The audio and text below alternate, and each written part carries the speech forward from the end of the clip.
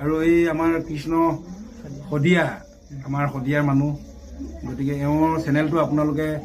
অকণমান আগুৱাই দিয়াত সহায় কৰি দিব সকলোৱে খুব ভাল লাগিব তেতিয়া ধন্যবাদ খুব ধুনীয়াকৈ লিখিছে তো বহুত কষ্ট কৰিছে সেইটো কাৰণে বোলো গানটো ভাল হওক বুলি আশা কৰিছোঁ আৰু ৰাইজে আঁকোৱালি ল'ব তাৰে কামনা কৰি আপোনালোকৰ আশাৰে বাট চাই আছোঁ আৰু আটাইকেইজনকে মোক ইমানকণ সময় দিয়াৰ বাবে বহুত বহুত ধন্যবাদ এইফালে আমাৰ গানৰ যুঁজা মানে চলি আছে আৰু